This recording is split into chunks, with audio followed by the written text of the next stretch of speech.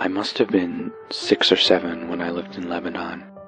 The country was ravaged by war at the time, and murders were common and frequent. I remember during a particularly vicious era when the bombings rarely stopped. I would stay at home, sitting in front of my television, watching a very, very strange show. It was a kids' show that lasted about 30 minutes and contained strange and sinister images.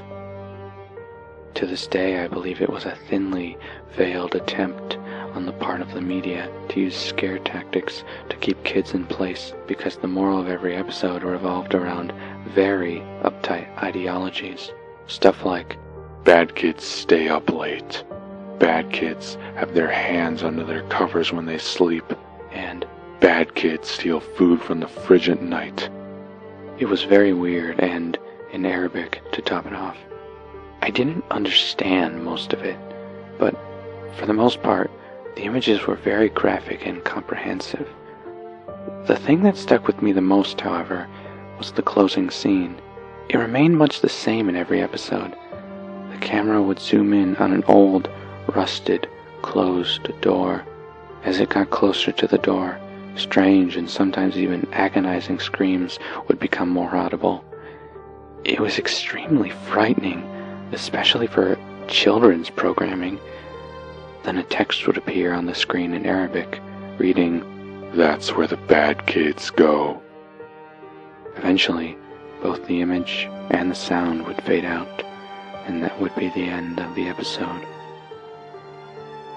About 15 or 16 years later, I became a journalist photographer.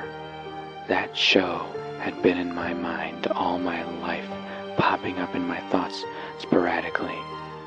Eventually, I'd had enough and decided to do some research. I finally managed to uncover the location of the studio where much of that channel's programming had been recorded.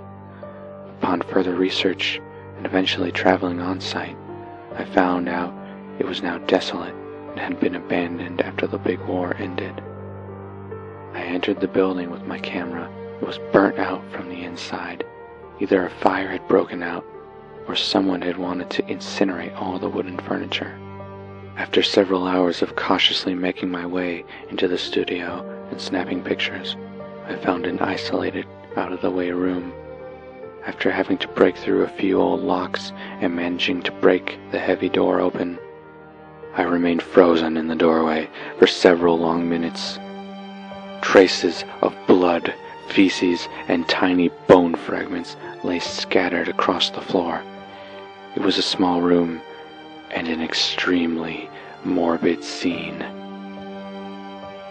What truly frightened me, though, what made me turn away and never want to come back, was the bolted, caged microphone hanging from the roof in the middle of the room.